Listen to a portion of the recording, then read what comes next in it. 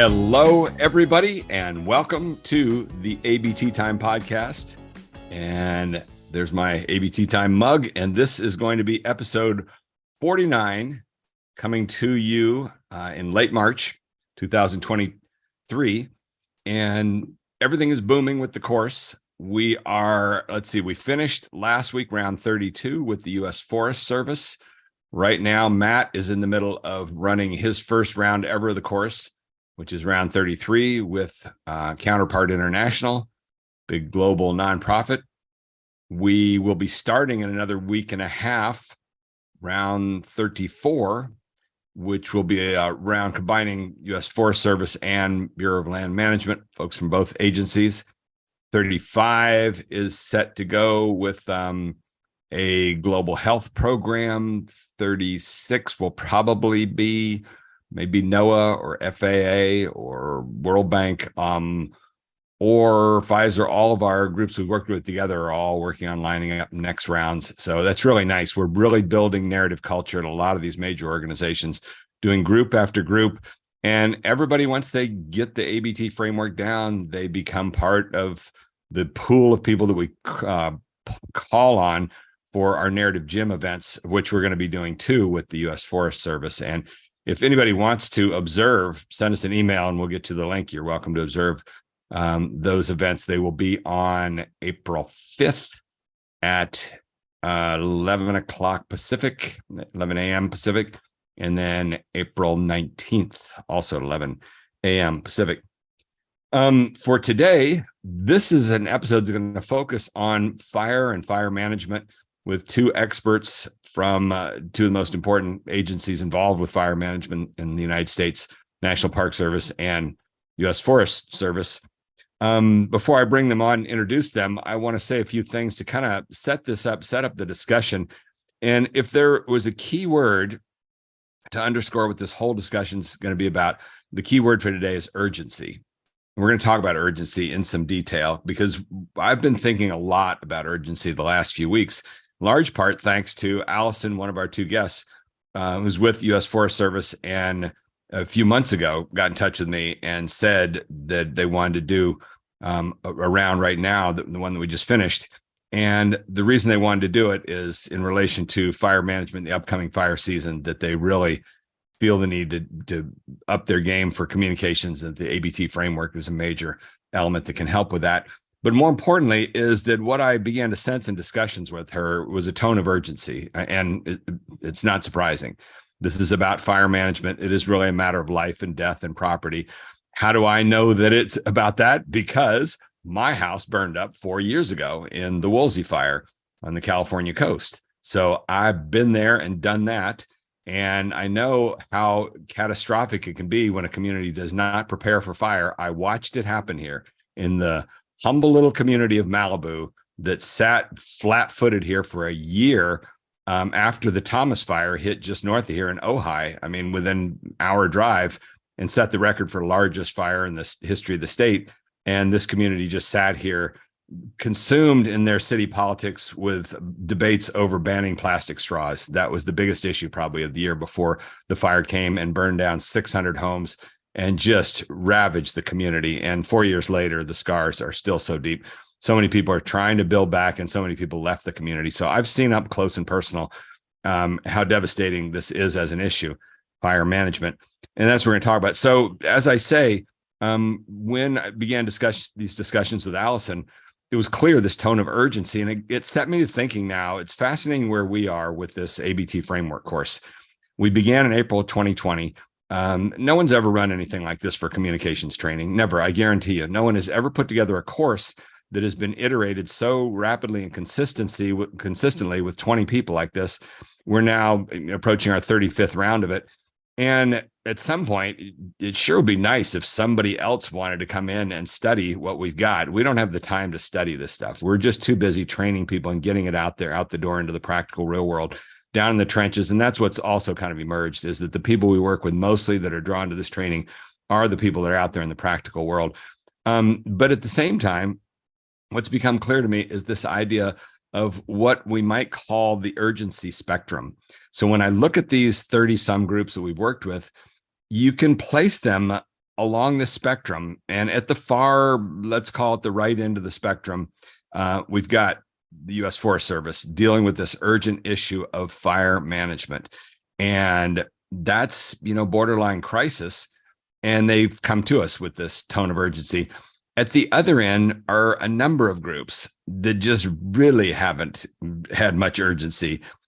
Some out of arrogance, I think I'm not going to name any names in terms of that, but others in terms of just the work they do is just not that urgent. So we had early on a group of astronomers, and they were wonderful people. So there's nothing bad about astronomers. The point person there was in their communications and gotten really excited about ABT and basically recruited.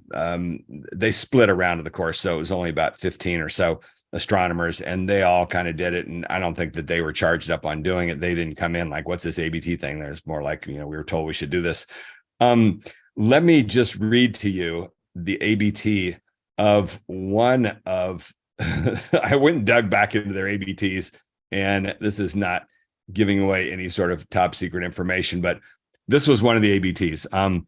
Long period variables are luminous evolved stars that undergo brightness variations on timescales of months to years and are important for interpreting the ages of distant galaxies. But we know very little about their lifetimes for chemical composition similar to the sun's. Therefore, we've undertaken a project to study them in a nearby galaxy using adaptive optics. So, isn't that beautiful to listen to? It's just lyrical, the jargon in that, what they're doing. But you don't pick up much of a tone of urgency. I'm not sure that the population of the United States is going to be impacted much if that research does or doesn't get done. It's important in terms of the grand scheme of things, so I'm not saying anything bad about it. But the net result was that was a very non-urgent group. They have their funding and people love astronomy and they don't really need to get out there. They've got Neil deGrasse Tyson kind of beating the bushes and scaring up big audiences for them. So they're, I don't want to call them spoiled, but that's the other end of the spectrum in terms of urgency. But let's go back to the end that we're talking about, which is this issue of fire management and the urgency that goes with this. And so the two guests that I'm going to bring on now have got a lot of experience with that. Alison will talk in particular about one particular fire, the Moose fire, that she was involved with, communications with that specifically. And then Christy's been involved with fires around Sequoia National Park. So our two guests are Christy Brigham, who did the Story Circles training back in about 2019, I think, or so, or maybe 2020. So she has been a longtime fan of the ABT and has used a lot. And because she's so good with it, we brought her in a number of times as a spokesperson, telling different groups about how valuable this is. In fact, we had her on one of the first episodes of this podcast. We did a special episode on fire above and down under. So we had her speaking for fire in the US, and then we had a person from Australia who's an expert on fire there. And then our other guest, Alison Mims, was with the National Park Service. So the two of them were buddies back when she was there. And then she moved a few years ago to U.S. Forest Service, who she's with now. And as I said, she's brought me in. And so on that note, how's about if my two guests join me, Christy and Alison? How are you guys doing today? Great. Thanks for asking, Randy. Yeah, thanks for having us, Randy. Good to see you, Christy. You betcha. We've got lots to talk about here. Let's see, Christy, where are you located right now? Maybe tell us a couple of things what you're up to. Yeah, I am located right outside Sequoia National Park in Three Rivers, where we are having a lot of flooding, which is partially the big contribution to that is the landscape scale fire we had a couple of years ago that's mobilized a lot of sediment, caused a lot of issues. So that's what's going on in my world, fires and floods. And Alison, okay, excellent. And we're going to get into lots of details and stuff. Alison, where are you located right now? So I'm in Montrose, Colorado. It's on the western side of the state. And I'm located here because I was working with the National Park Service at Black Canyon of the Gunnison National Park, which is located here. And then now my current position's remote. So I've stayed in western Colorado. Excellent. Alison and I had a pretty long talk a couple days ago, getting into the details about what they're doing with communication. And one pattern that came clear into my mind in terms of the ABT framework, because these episodes of this podcast are meant to be about the ABT framework. And so they're always kind of digging into some of the principles. And, you know, from the start, there's that simple little graph that we use to look at your audience, which is the inner circle and outer circle. And the inner circle are the folks that are already connected with your material. They know your world. They know the context. They know the consequence. They know why the work you're doing is important. The outer circle is everybody else. And so the standard thing we tell people is, you know, usually your inner circle is pretty dang small. It's the people in your lab. It's your friends. It's your family that listen to you day in and day out. They know everything you have to do. And when you suddenly have a breakthrough in your research or something, they instantly know why it's important. Oh my God, you've been talking to us about that for 3 years, and now that something's happened. And as a result, those people don't need very much setup. They don't need much explanation of the consequences of it. They've already got those things. And that's the luxury of the inner circle people. You can communicate with them largely with the and mode. Everybody else doesn't have that stuff in their heads. They don't know your world. They don't know your context. They don't know why the work you're doing is important. They don't know when you have a development, why it's so important, the consequences of it. And that's the crowd that needs this ABT structure so much. But then what we've come to realize in looking at these sorts of things is that the size of that inner circle can vary drastically. And for example, we talk a lot about with the pandemic. What went on with the pandemic was 4 years ago, you know, the inner circle of pandemics was very, very small. Hardly anybody in this country knew much of anything about viruses, much less spike proteins and mRNA vaccines and all the stuff that eventually came out. But as soon as it became, it got urgency, as soon as it became a matter of life and death, that inner circle just grew way up to the point where people were willing to sit there and watch scientists on TV spewing out pure information, and they were willing to dig through it and put it together in their own minds to make sense out of it. And so the scientists got the luxury of being popular overnight because of this urgency factor, and everybody wanted to hear what they had to say. And so that same, and then the pandemic went away, and I got to know a few of those scientists, and I know their lives were not as fun and exciting as they were at the height of the pandemic. I mean, they were on national TV and things like that in the news day in and day out, which is very, very exciting. And then it all goes away and whoosh, you know, it's like being a Hollywood star that one day you've got the hit movie and you're all over the media, and the next day you're old news. And we know what that leads to is a lot of sadness and despair. So it's a similar dynamic with this sort of stuff in communication dynamics. These inner circle, outer circle dynamics can change with the landscape and what's going on with the news. And I think the same thing goes on with fires then.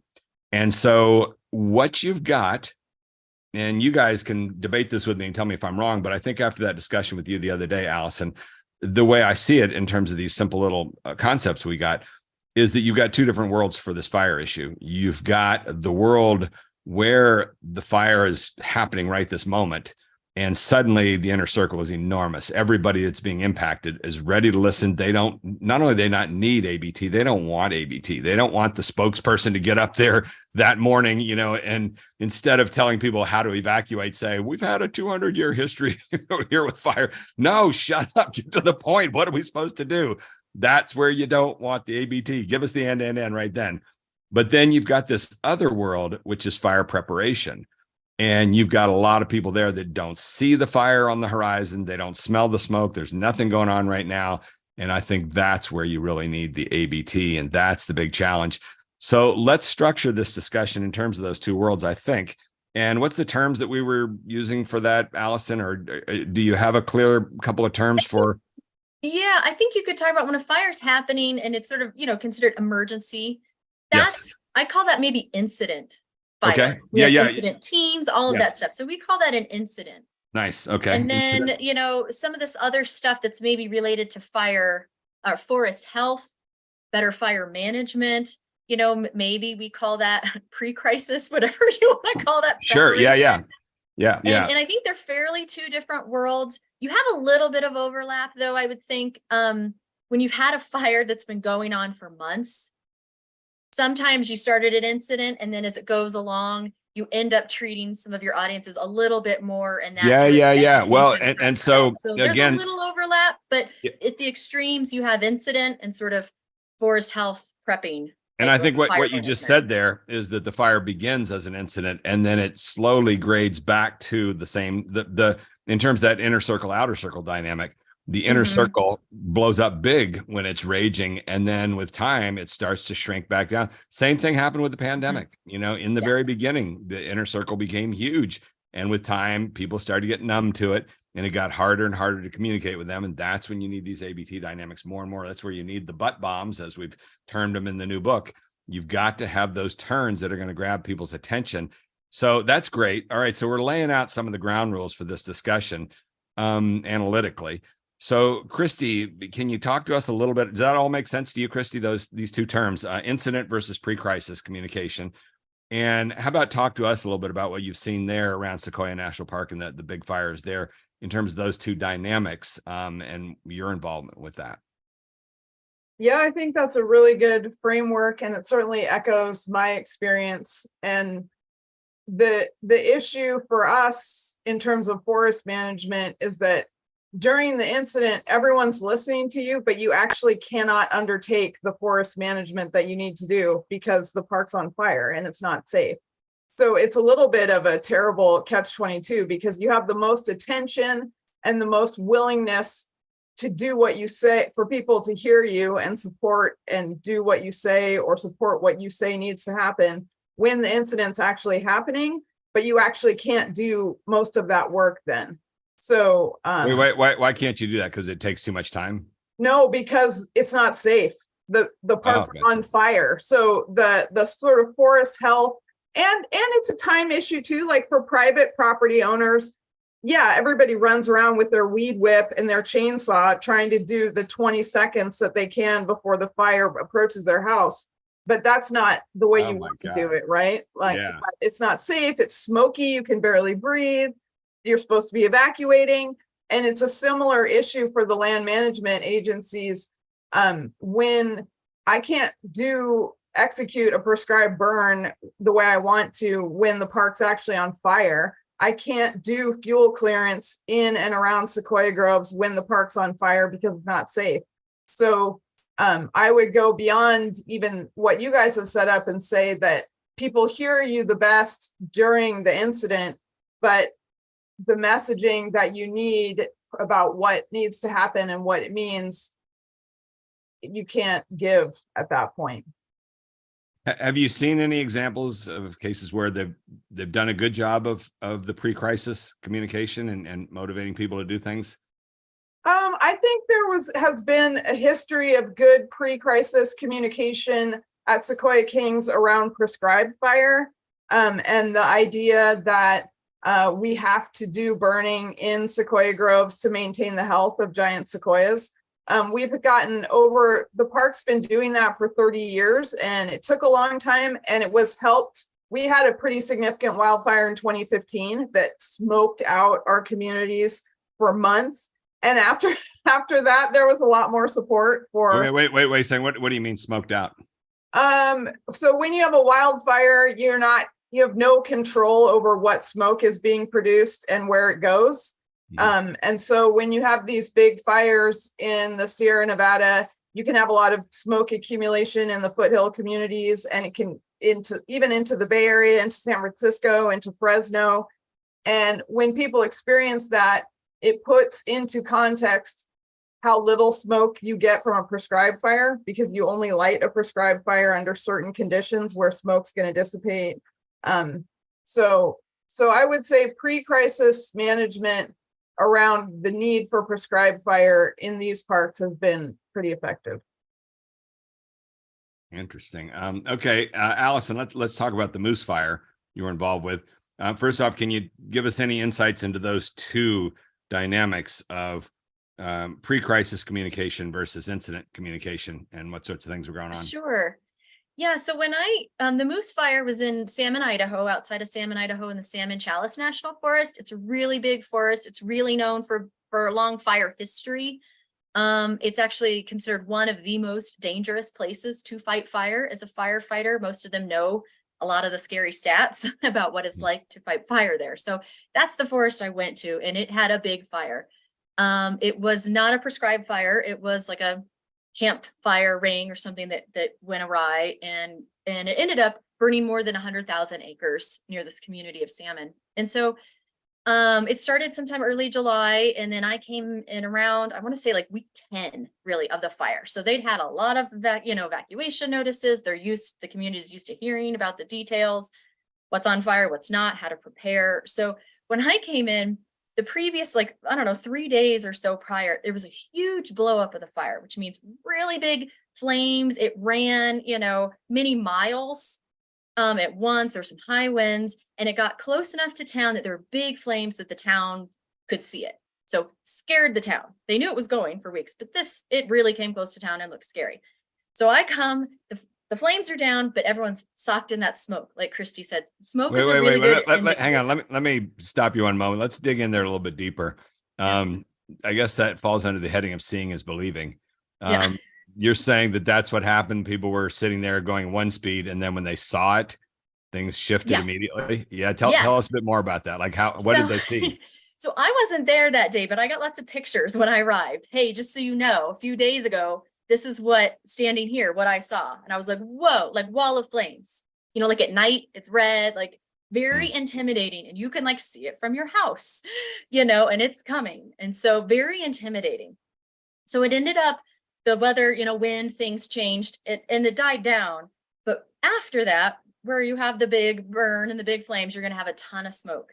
So when I arrived, I couldn't even see the hills that were right outside town. I mean, it was so socked in. I had no idea. I was right next to huge mountain ranges. No clue, because I just arrived. And my eyes are watering. Like everyone now was scared.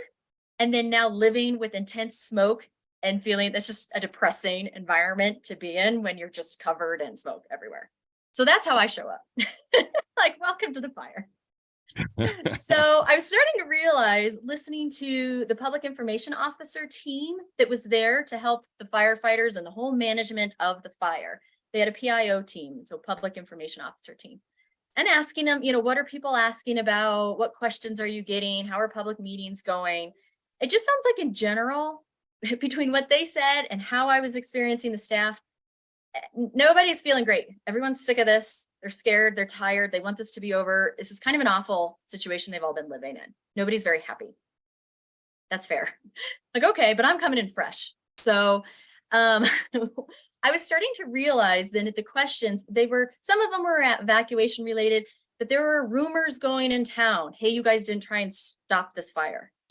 There were, firefighters going at the checkout and hearing what the grocery store people are saying to the guests. And it's very negative against them. And so, they've been working hard all this time, and now it's sort of, the mood has shifted, everyone's upset. Why isn't this out yet? We're sick of this. I don't even think you tried to get it out. Those kinds of thoughts are in the community, and the staff are hearing it, and it's just really dragging people down. Okay, wait 1 second. Now let's pause on that. Christy, you're nodding your head a lot. Have you experienced that in your community as well? Yeah, it's really tough. In small gateway communities that are on the edge of either a national park or a national forest, everybody knows each other. Rumors get going really easily. And we had the same thing here, people saying, you didn't drop retardant because you're too worried about the rivers and creeks. And I'm like, I signed off on an order to allow retardant drops way within the zone within like hours of this fire starting. So people you've experienced this. People tell their own stories. They're telling each other, oh, they didn't try and put this out. Why isn't this going fast? Why isn't this over? What didn't you do? You're not working hard enough. It can be a real push-pull because people do feel real love and appreciation for the firefighters. And especially when they see those wall of flames and their house doesn't burn down, you get all the signs. It's very touching. But there's often that element of rumor mill. If you didn't try hard enough, you did something wrong, you didn't do this, you didn't do that. Okay, let me dig into that a little bit on the side here, which is, one of the things I criticize the whole public health establishment for the pandemic was the failure to establish a singular voice. And in fact, a number of other major prominent people have had that same critique. Dr. Peter Hotez, who's on lots of TV stuff, gave a speech last fall, and he said CDC should be that singular voice, and they should work on this for the future, get it back to where it was, the Centers for Disease Control and Prevention, the one voice the whole public can turn to for the consensus of the experts, rather than this multitude. And what happened with the pandemic was they ended up with at least 3 voices between NIH, CDC, and the White House, and they were contradicting each other at times, which is just communications disaster. Point. I'm just thinking with fire, there's an exact analogy to that in fire, is that the voices change, and it's logistically set up to do that a lot. You have the forest that's there, or the park, and their staff handle it until they can bring in extra teams and people to help when it gets big.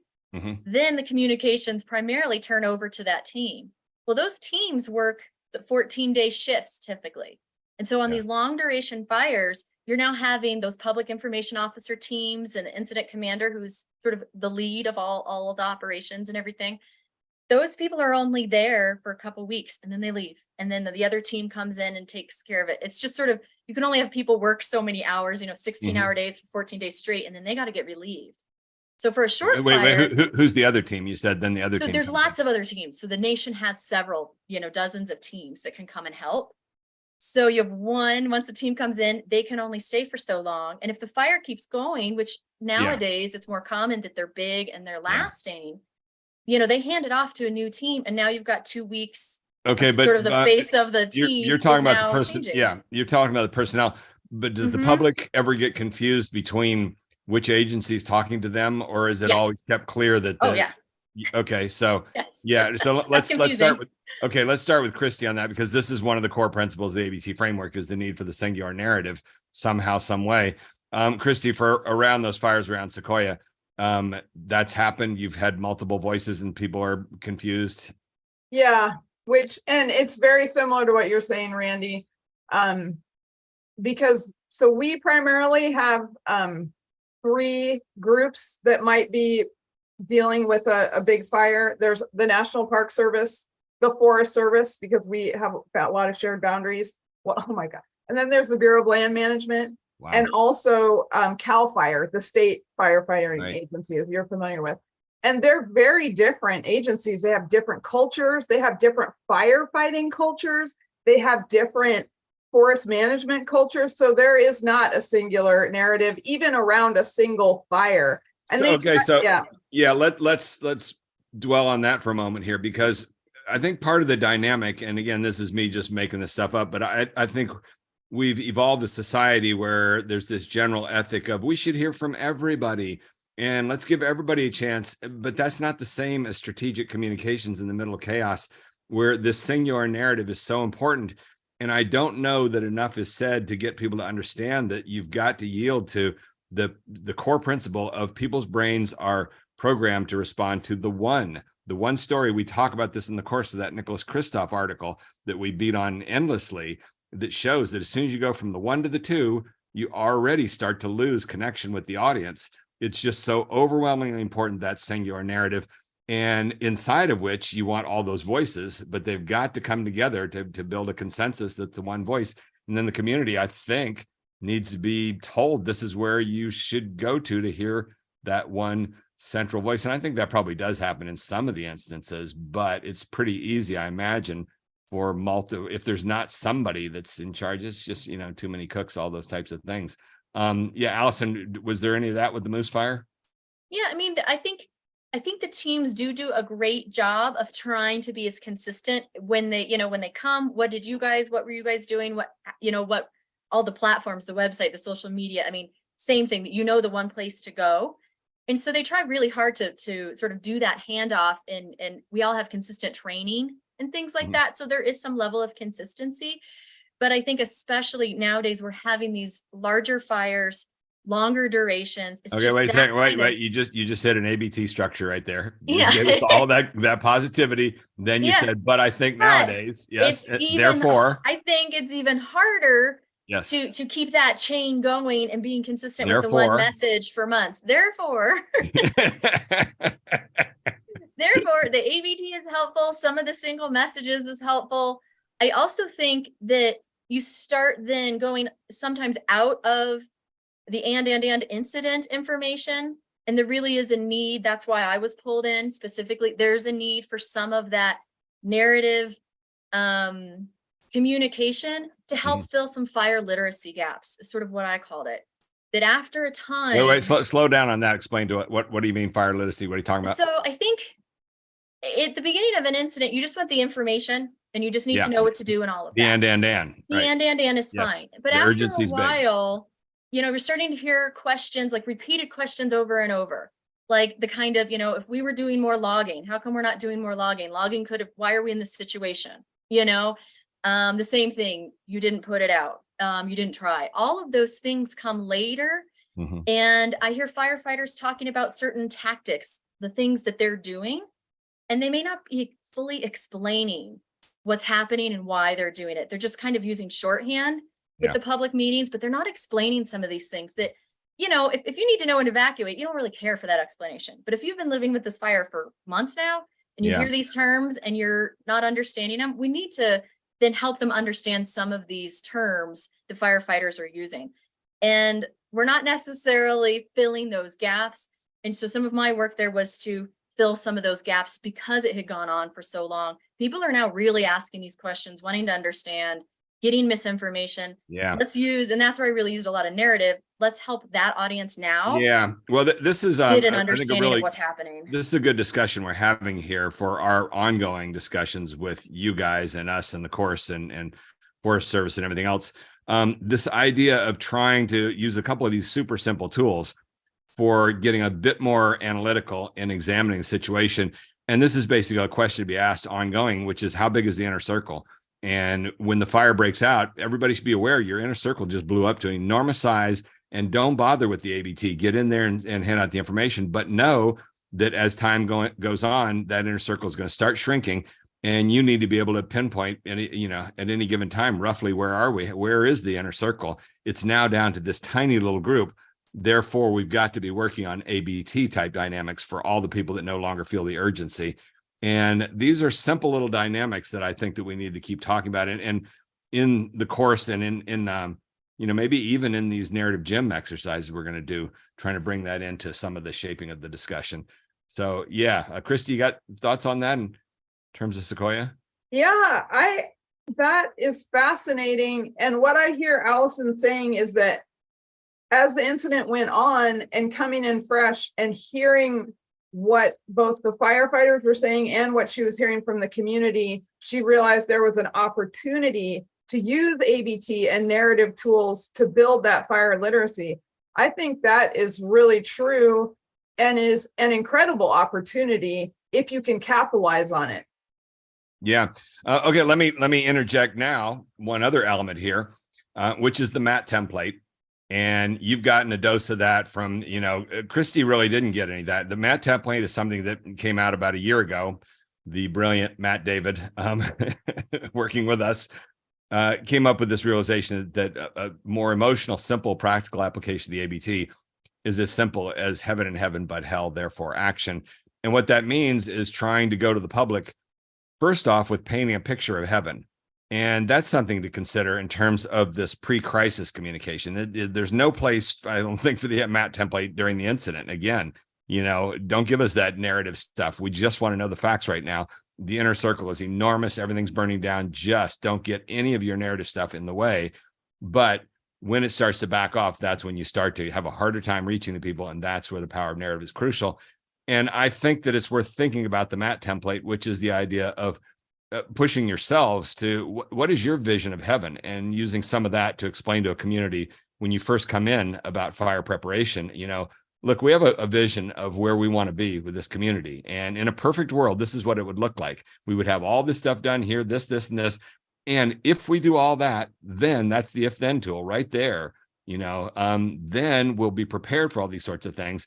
There's one thing in the back of my mind that keeps popping in, which is just a week or so ago, I met a woman at the local dog park whose family, they are just a little bit north of Malibu, kind of on the Ventura County line there, out in the brush there.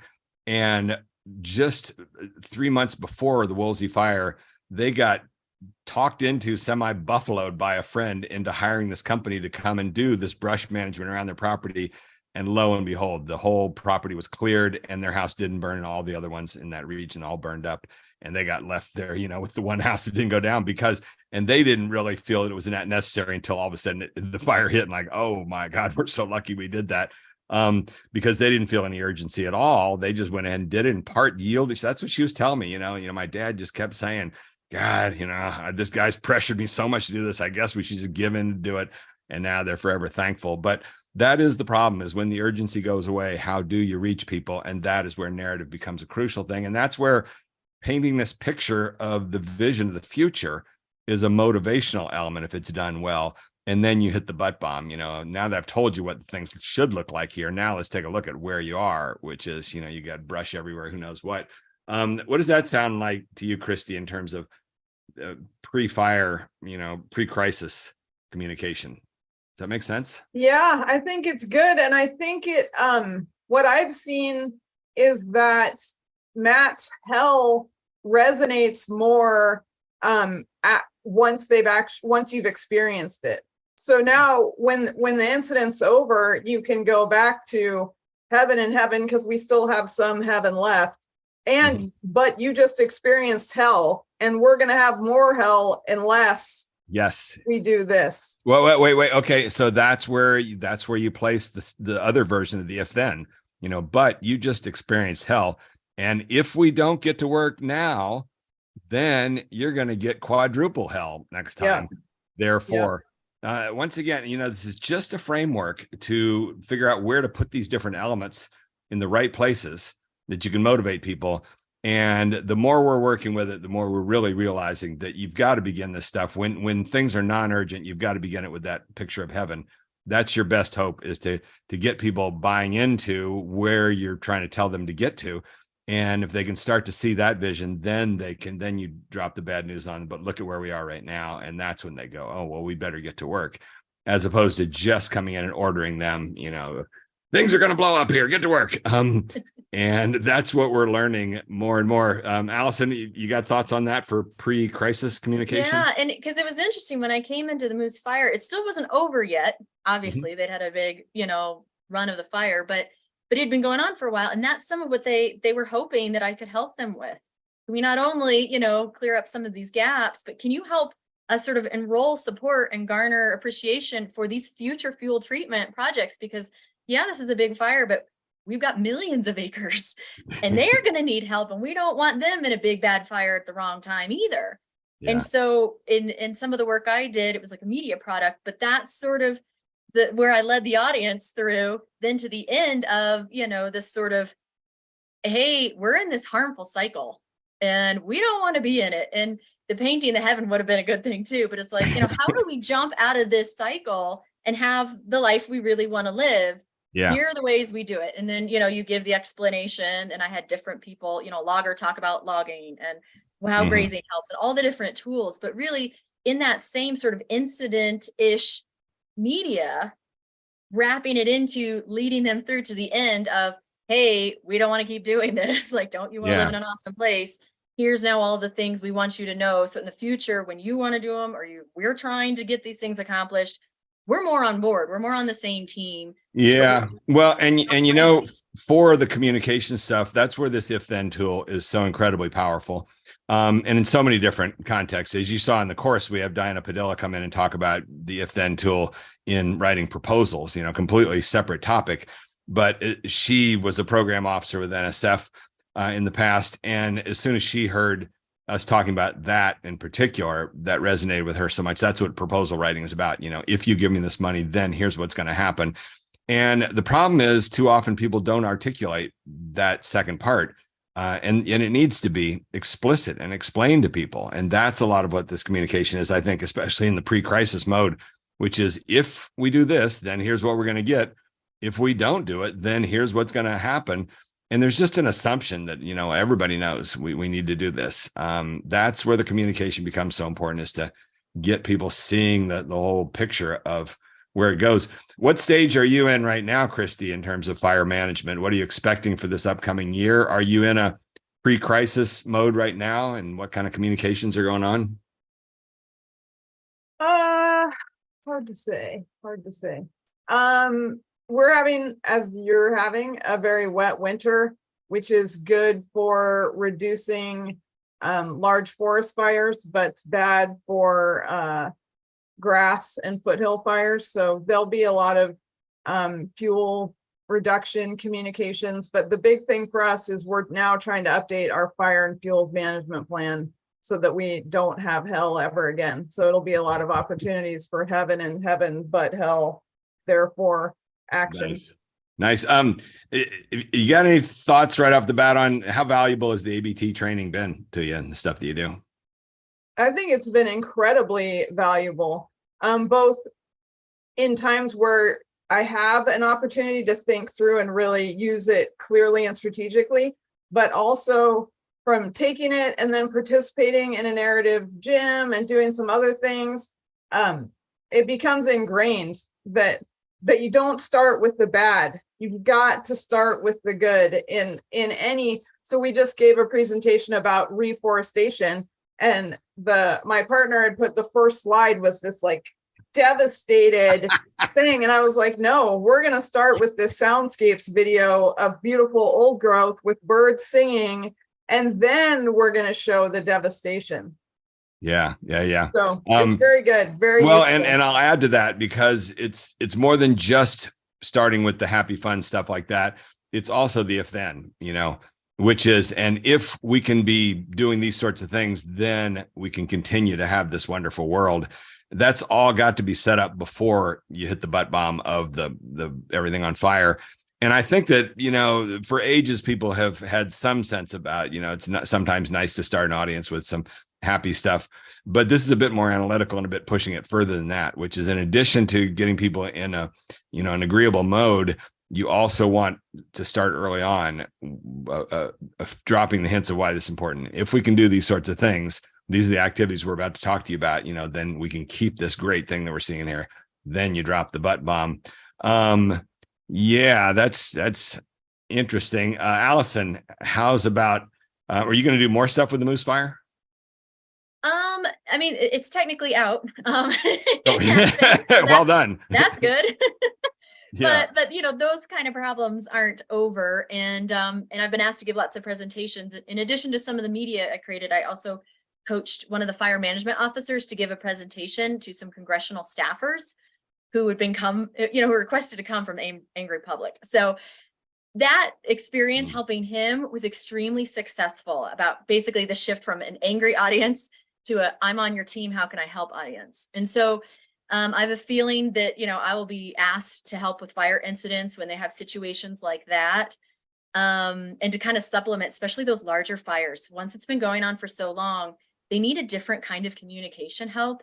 And that seems to be something I can offer. And a big reason why I can offer that is because of my background in ABT and the narrative structure. Yeah. And, I think I probably had a little narrative intuition coming into this, but working with you, it's really grown. And it's also given me a way to teach other people and talk to them about it in a way I think they understand a little bit better, instead of like, Alison, go sort of work your magic. It's sort of like, I can say, here's what I'm thinking, here's what I'm doing, and here's why, and give them some more terms that are a little bit more accessible than I think I was able to use with people I'm around. So it's been extremely valuable. You know what? I think we need to write a short little document, the three of us. And Matt, if you could do me a favor and add this to our agenda. But seriously, I think the things we've talked about here, I want to do a short little essay here with these couple of diagrams, this urgency spectrum and this inner circle, outer circle thing that hit us with the pandemic, which is that diagram changes with the landscape. And when urgency comes in, that blue inner circle swells way up, and you get this period of luxury where all of a sudden everybody's listening to us. Isn't this great? But it's going to go away.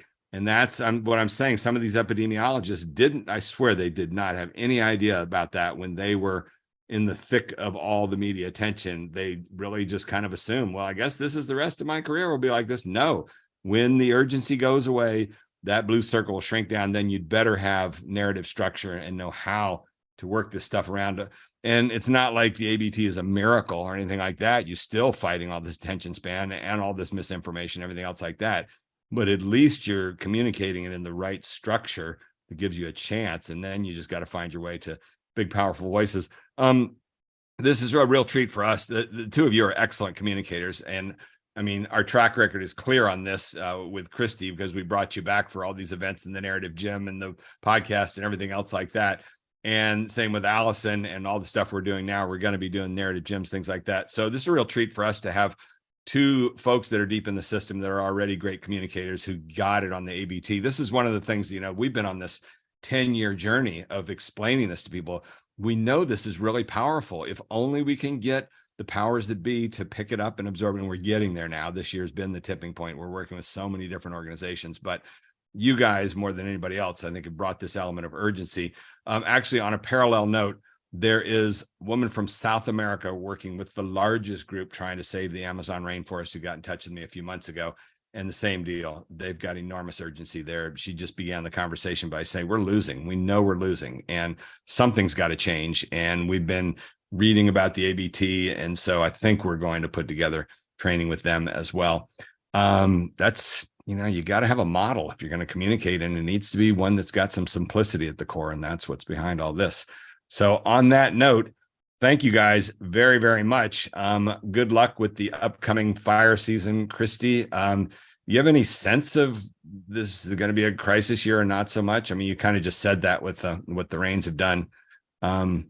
You're up. Are you still feeling like you're up against this 100 years of fire suppression dynamic that, yeah. Well, yeah, there's a lot of fuel left on the landscape. That's for sure. But I think this year, fingers crossed, knock on wood, isn't going to be too bad with all the rain that we've had and the snowpack. So maybe we'll make some massive progress in prescribed burning this year with all the wet conditions. That's my hope.